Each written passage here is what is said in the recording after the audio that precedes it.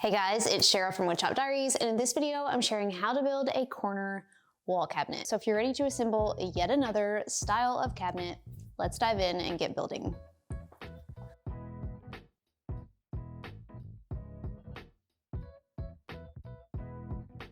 Okay, actually, before we dive in and get building, we first need to discuss cabinet sizing. Now, I know that this is not the most exciting part of the project, but stick with me, this is pretty important. Diagonal wall cabinets like this one can be made one of two ways. You can make them the same depth as your other wall cabinets so that they all butt together like this, or you can make the corner cabinet a little deeper than the other cabinets so that it adds some extra dimension. There's no right or wrong way, you just have to decide which one that you'd rather have. I talk about this in more detail in my upper cabinet building video, but typically your basic upper cabinets are about 12 inches deep. This can obviously vary, but that's pretty standard. So if you want your corner cabinet to match your other upper cabinets, and those are 12 inches deep, that means that these sides of the corner cabinet need to also be 12 inches. If you wanted to make it deeper, you could make these sides more like 15 inches.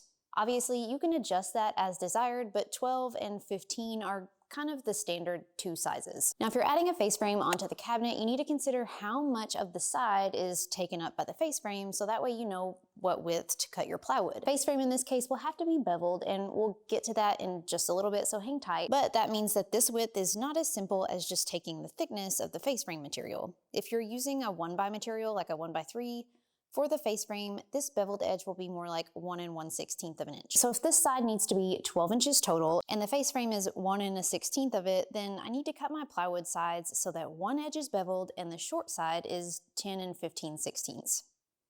If this needed to be 15 inches total, the plywood here would need to be 13 15/16. One of the nice advantages of making a deeper corner cabinet is that you don't have to be so precise with your sides because you're not having to align them with anything. So there's a little bit more wiggle room. If you're not adding a face frame, so you're making a frameless corner cabinet, you don't have to factor in the face frame, you just cut your sides to the total depth that you needed. I know that was kind of a lot, but now that I know how wide I need to cut my side pieces, I can rip a strip of 3/4 inch plywood to that width, making sure to bevel the edge 45 degrees.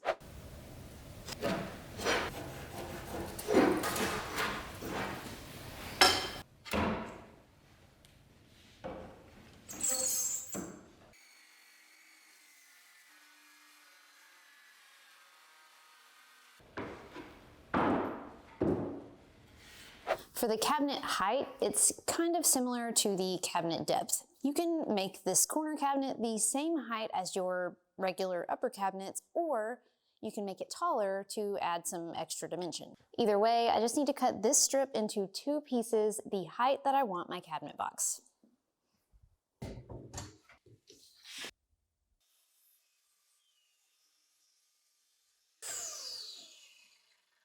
So now I have my two cabinet sides. Next, I'm going to cut my cabinet backs, but first let's discuss width. So the width is customizable, so you can adjust this if you need to, but typically if you make your corner cabinet 12 inches deep, you'll make it 24 inches wide. And if you make it 15 inches deep, you'll make it 27 inches wide. But with corner cabinets, you typically don't want to build a square back corner because it's very rare that your walls are ever going to actually be square.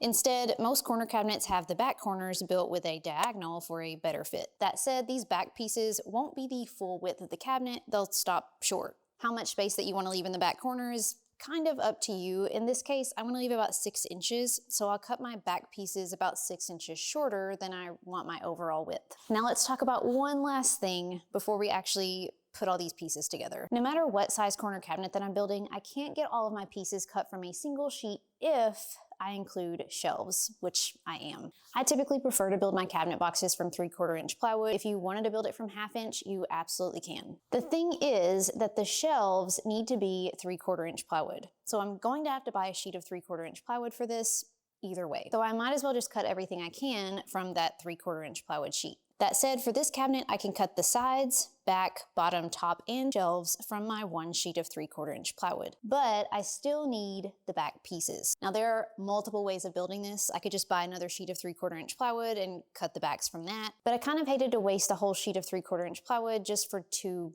back panels. Another option would be to cut 3/4 inch plywood scrap strips to run between the sides and the back diagonal. Then I just have to buy a sheet of 1/4 inch plywood to cut and cover the openings. But this kind of seemed like a lot of little pieces to have to cut and assemble. So what I decided to do here was use 1/2 inch plywood for the back pieces. A 1/2 inch plywood sheet is a little cheaper and lighter weight than 3/4 inch, so I didn't feel so bad wasting it for just 2 back panels. All of that said, there is no right or wrong way to build this, so if you decide to go another route, feel free. But now that I know what to cut all of my pieces from and what size to make them, we can finally start building this. I cut my 2 back panels from 1/2 inch plywood, and then I cut a back corner piece with both ends beveled 45 degrees. Then I cut 2 squares for my top and bottom. The top and bottom pieces will need the front and the back corners cut diagonally, so I carefully measured, marked, and then cut with my circular saw. I've included the dimensions for each piece in the plans that I've linked below for easy reference, but I just based this off of my back diagonal and my side panel dimensions. Once I had all 7 pieces cut, the top and bottom, the back corner, the 2 back panels, and the 2 side panels, I sanded them well before pulling out the pocket hole jig to help with assembly. Of course, if you don't like pocket holes, you don't have to tell me. You can just assemble a different way, however you'd like. But I drilled pocket holes into the ends of the top and bottom panel that will attach to the sides. I also drilled pocket holes along one edge of both back panels. Now for this, since it is thinner material, I opted to use the Craig Micro pocket hole jig since it drills smaller pocket holes. Then I began assembling. I started by attaching the bottom panel to one of the sides with pocket hole screws so that it was about 1.5 inches up from the bottom and flush to the front. Then I attached the top panel similarly, but flush to the top edge. Next, I installed one of the back panels with pocket hole screws.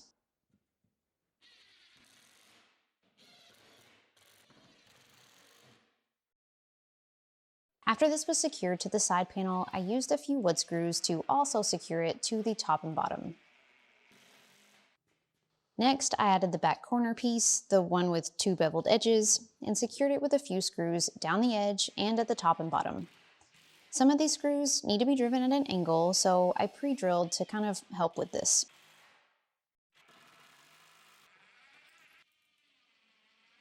And at that point, I flipped this over and kind of repeated the same process for the other side.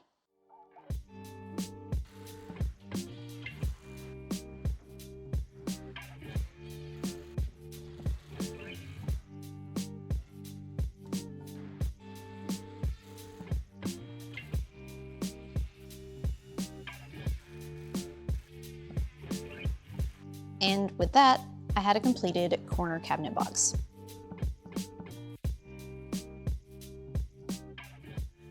So now I'm ready to make the face frame, and typically for upper cabinet face frames, I use 1x2s on the vertical parts, 1x3s on the bottom and the top. But in this case, I have to bevel the edge of the vertical pieces on this face frame, and by the time that I bevel it, the front of the face frame will only end up being about 3/4 inch. That's too small. So I'm gonna end up using a 1x3 for all 4 parts of the face frame in this case.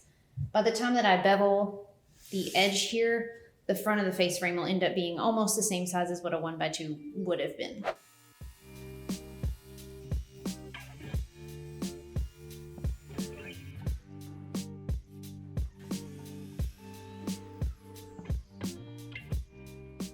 So this edge is beveled.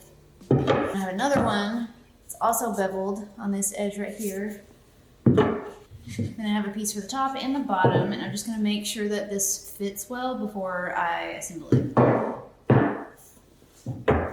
So a lot of times people ask me if I make my face frame to overhang the edge of my cabinet, and I personally don't like that. I don't build them that way. I try to build it as close to perfect fit on the front as possible. If I err on the side of a little bit too big, so there might be just a tad bit of overhang, but it's a personal preference. I just really like it to be flush on the sides. So that's how I build it. If you wanted to build your face frame so that it overhung the sides just a little bit, you definitely can, but in this case I'm not. So I just want to make sure that it's a good fit, that this is flush and this is flush with this in between it.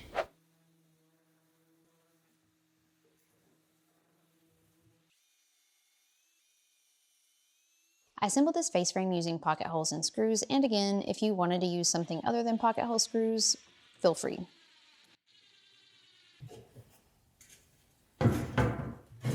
I forgot to drill the shelf pin holes. I think it's going to be easier to go ahead and drill the shelf pin holes before I put the face frame on. It actually would have been a lot easier to drill the shelf pin holes before assembling this together, but I wasn't thinking. So I'm going to use my shelf pin jig to drill shelf pin holes to add adjustable shelves. So because this is oddly shaped, I need to drill holes on this side and on this side, but I also need to drill some holes in this back diagonal piece as well, or else the shelf is just gonna like boop and go like down in the back because it has nothing to support it. It was challenging to find a good camera angle to actually capture this with, so bear with me.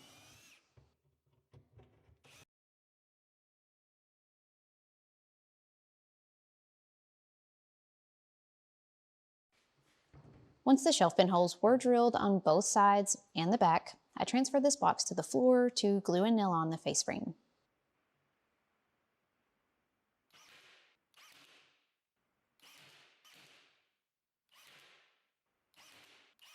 I puttied over all of the joints and the nail holes, then I came back the next day to add the door. So there are a million types of sizes and styles of doors that you could add here, so I'm not going to go into super detail on this part. You can check out my door sizing and door building videos for more information. As far as the door is concerned, you can build a cabinet door for a corner cabinet just like any other regular cabinet. It doesn't have to be anything special. In my case, I chose a basic overlay door. The only thing to keep in mind here is to make sure to leave room for clearance for the doors if you plan to add cabinets on each side. How much clearance that you need will depend on how much overlay, if any, your doors have. For face frame cabinets, I would recommend leaving at least a 1/2 inch reveal on each side. Or you can opt for an inset door instead. So I assembled a door frame using wood glue and dowels, and once that was dry, I routed out the backside to glue in a piece of 1/4 inch plywood.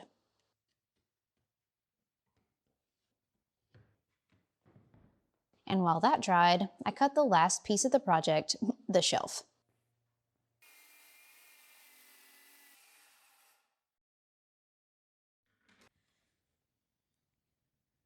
This shelf needs to match the same shape as the top and the bottom panel, but it should be just slightly smaller. So I cut a piece of plywood about 1/4 inch smaller in both directions as the top and the bottom panels. Then I cut the front and the back corners off.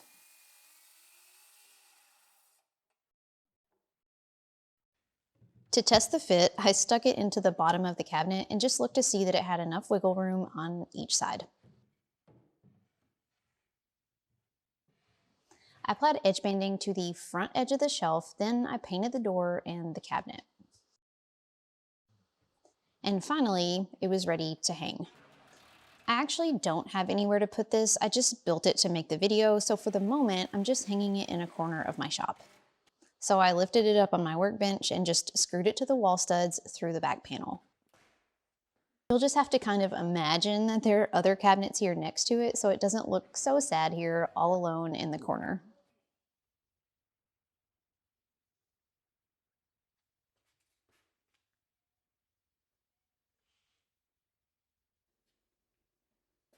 Then I placed the shelf inside on some shelf pins.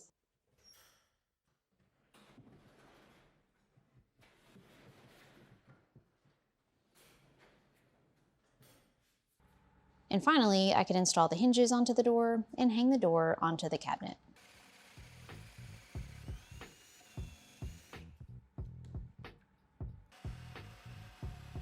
With the face frame here, this is just the same as installing a door on any regular wall cabinet.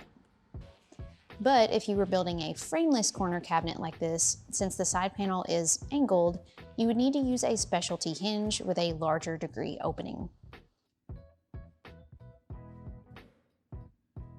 And at this point it's finished, and you could add additional cabinets on each side and finish it off with some molding around the top, if desired, of course.